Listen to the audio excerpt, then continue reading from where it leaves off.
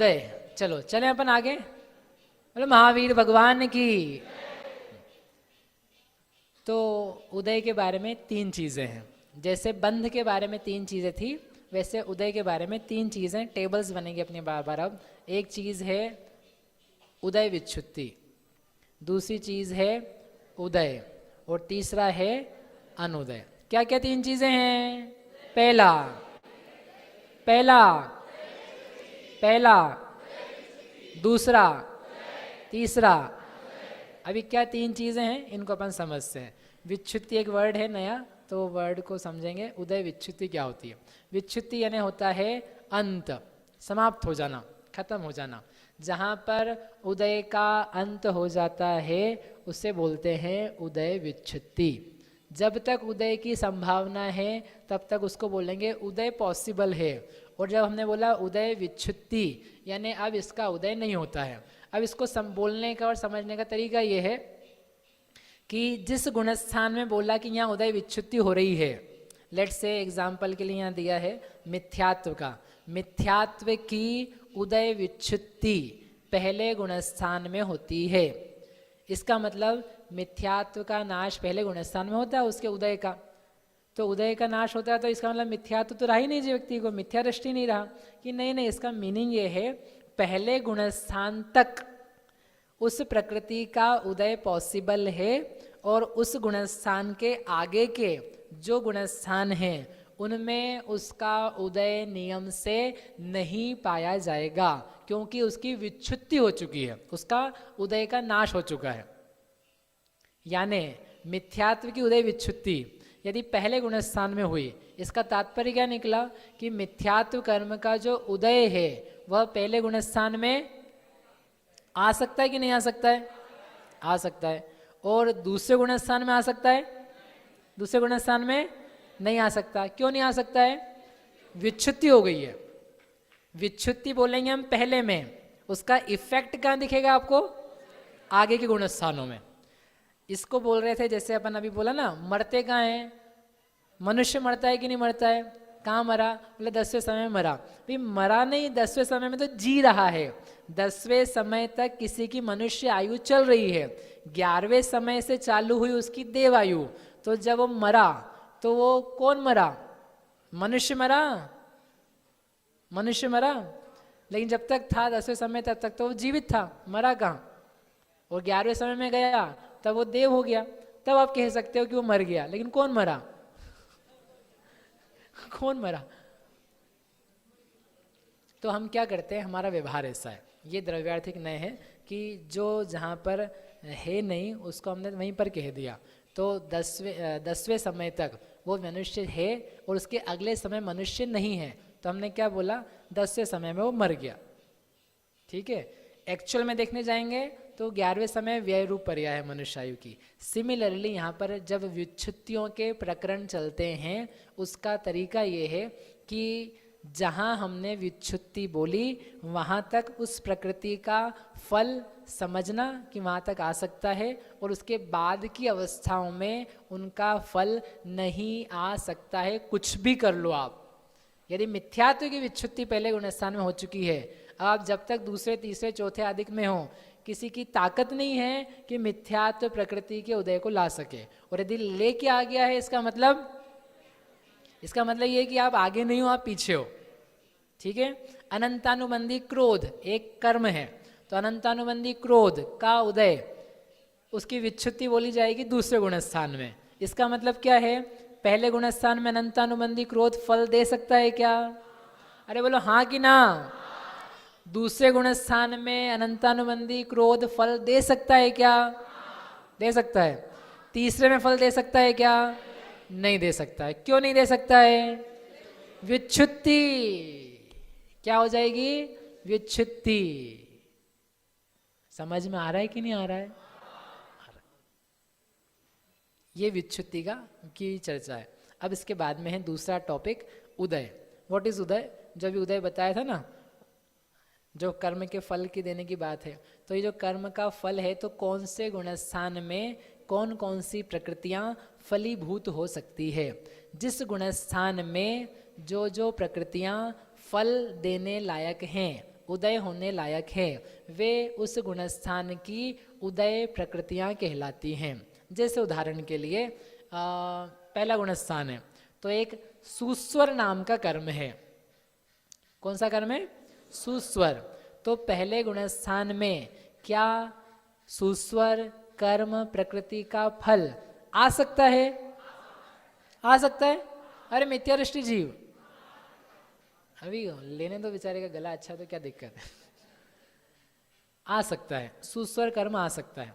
तो पहले गुणस्थान में क्या कहेंगे? सुस्वर प्रकृति उदय वाली है, उसका उदय वहां पर हो सकता है। दूसरे गुणस्थान में भी उसका उदय हो सकता है। ऐसे जब तक उसकी उदय विच्छुत्ति नहीं हो जाती है तब तक वह प्रकृति उदय प्रकृति है उस गुणस्थान में, अनलेस कि हम किसी रीजन से उसको घटा दें, अनुदय में लेके आ जाए। ठीक है। तो दूसरा क्या है? उदय प्रकृतियां। जिस जिस गुणस्थान में जो जो प्रकृतियां उदय में आने योग्य हैं उनका नाम है उदय। अब लेकिन इतनी सावधानी यहाँ पर, क्योंकि हम सब जीवों की अपेक्षा से बात कर रहे हैं। ये त्रैकालिक नियम है, तीनों काल के नियम है, तीनों लोकों के नियम है, प्रत्येक जीव के नियम है। तो हम तो सारी प्रकृतियों के नाम लेंगे। तो हर जीव को वो हर प्रकार की प्रकृति उदय में आए ही उस गुणस्थान में, ऐसा जरूरी नहीं है। जैसे एग्जाम्पल के लिए वही सुस्वर नाम की प्रकृति है, तो सुस्वर नाम की प्रकृति है तो पहले गुणस्थान में भी आपने क्या बताया? उदय आ सकता है, उदय में हो सकता है। तो क्या जितने जीव हैं पहले गुणस्थान में, क्या उन सबको सुस्वर कर्म का उदय आएगा? क्यों? उदय वाली प्रकृति है ना। हाँ भैया होगी उदय वाली, लेकिन it's not necessary, it's not compulsory. Why? एक वर्ड है वहां पर, नाना जीवों की अपेक्षा से। यह जो चर्चा चलेगी यह चल रही है नाना जीवों की अपेक्षा से। नाना ने अनेक, जितने सारे जीव हैं उन सब की अपेक्षा से ये बात कही जा रही है। एक जीव की अपेक्षा से हम अकेले बात नहीं कर रहे हैं। इसलिए अलग अलग परिस्थितियों में, अलग अलग जगहों में, अलग अलग गतियों में, अलग अलग मार्गणों में जो कोई जहाँ है उन सबको संग्रह करके हम बता रहे हैं ये प्रकृतियाँ उदय वाली हैं। जो प्रकृतियाँ उदय वाली नहीं होगी उनको अलग से कर लेंगे। समझ में आया क्या? ये हुआ दूसरा। अब ये तीसरा, इसको निकालने के लिए सूत्र दिया है, कुल उदय योग्य प्रकृतियां माइनस अनुदय प्रकृतियां। तो उस गुणस्थान में उतनी प्रकृतियों का उदय पॉसिबल है, उसके अलावा और अन्य प्रकृतियां फलीभूत नहीं हो सकती हैं। ठीक है, ये सब आएगा अभी आगे, आप ज़्यादा लोड नहीं लेना, वैसे भी नहीं ले रहे होंगे आएगे। अनुदय था ये तीसरी बात। अनुदय क्या है? उदय का अभाव, जो कर्म फलीभूत होने में समर्थ नहीं है, जिनकी या तो विच्छुत्तियां हो चुकी है या कोई किसी कारण से वहाँ उदय नहीं आ सकता है, ऐसी प्रकृतियां उनको बोलते हैं अनुदय प्रकृति। जो कर्म जिस गुणस्थान में फल देने में शक्य नहीं है वह उस गुणस्थान में अनुदय प्रकृति कहलाता है। जैसे एग्जाम्पल के लिए, एग्जाम्पल बाद में देते हैं, यहाँ पे दो चीज़ें दी हुई है कि दो प्रकार की अनुदय प्रकृतियां हैं जिनकी उदय विच्छुत्ति हो गई है। जैसे अभी क्या बताया था, मिथ्यात्व गुणस्थान है, तो मिथ्यात्व गुणस्थान में कौन सी प्रकृति की उदय विच्छुत्ति गई थी? अभी मिथ्यात्व की, मिथ्यात्व चला जाता है। तो जब हम दूसरे गुणस्थान में जाएंगे तो आपको मिथ्यात्व का उदय मिलेगा क्या? नहीं मिलेगा। तो उसको कहाँ पे लिखेंगे? उदय में कि उदय विच्छुत्ति में? कहाँ पे लिखेंगे? अनुदय में। विच्छुत्ति में नहीं लिखना है आपको, विच्छुत्ति तो पहले ही कर देंगे ना हम, तब तो उसका इफेक्ट आगे दिखेगा, अभी दिखने का तरीका आएगा। तो दूसरे गुणस्थान में मिथ्यात्व प्रकृति जो है वो काय में रहेगी? अनुदय में। और बाकी जो प्रकृतियां बची हुई है उसको छोड़ करके और जिनकी विच्छुत्ति नहीं हुई है वो रहेगी उदय प्रकृतियों में। फिर दूसरे में विच्छुत्ति होने वाली वो अलग लिखेंगे। तो एक तो वो प्रकृतियां हैं जिनकी विच्छुत्ति पहले हो चुकी है, वे अनुदय की है। दूसरी वो हैं कि जो अभी उदय में नहीं आ सकती हैं, वो वहाँ पे पॉसिबल नहीं है। जैसे एग्जाम्पल दिया तीर्थंकर प्रकृति, तीर्थंकर प्रकृति के उदय का नियम बताया था अभी कि कहाँ उदय में आती है वो? 13वें में, 14वें में। तब तक क्या करेंगे? बांधेंगे ना, फिर भाई 13वें में उदय लाना है तो वहीं पे गड्ढा खोदेंगे और वहीं पे फिर यूज करेंगे। ना ना ना ना, उसकी तैयारी क्या होगी, पहले होगी। तीर्थंकर प्रकृति को बांधा जाता है पहले और उदय में आती है बाद में। तो वो स्टॉक में रखी हुई है और लेके भी चलना है, खत्म भी नहीं हुई है। तो वो प्रकृति को हम बार बार गिनाएंगे, यह अनुदय प्रकृति है। पहले गुणस्थान में तीर्थंकर प्रकृति अनुदय है, दूसरे में अनुदय, तीसरे में अनुदय। विच्छुत्ति हुई है क्या इसकी?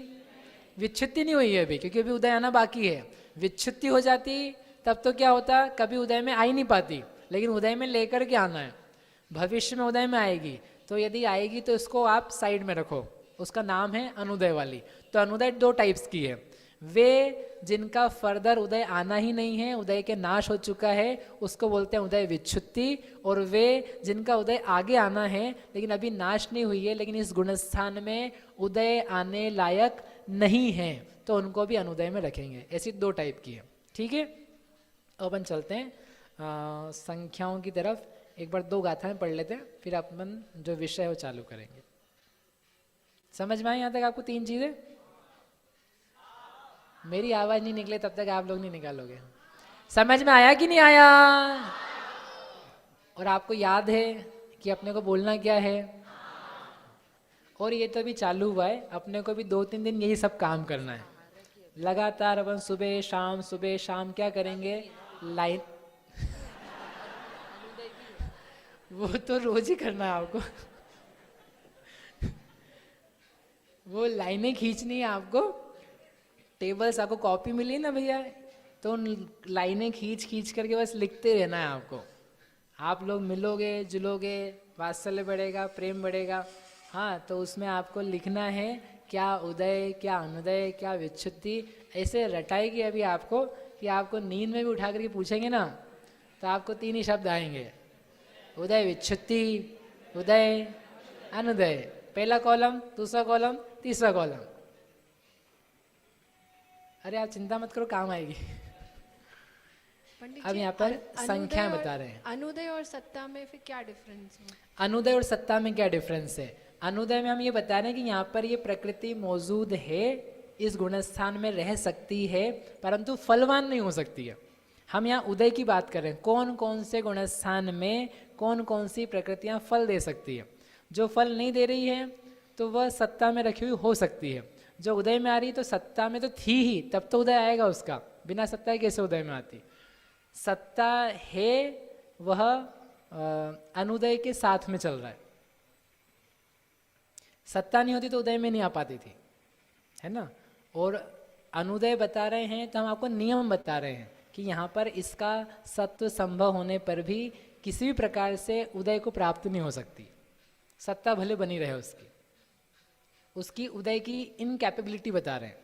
सत्ता के लिए बताएंगे तो उससे ये नक्की नहीं होता है कि उदय वाली है कि अनुदय वाली है। जैसे पहला गुणस्थान है तो उसमें तीर्थंकर प्रकृति, तो वो तीर्थंकर प्रकृति सत्ता में है, तो वो उदय में आएगी कि नहीं आएगी, कैसे पता चलेगा? नहीं आएगी तो आप बता रहे हो, लेकिन कैसे पता चलेगा? वो अनुदय में रखेंगे तब तो मालूम पड़ेगा ना कि ये नहीं आएगी।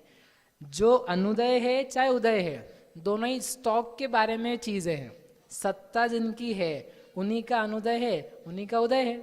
सत्ता ही नहीं होगी तो आगे कैसे बढ़ेगी बात?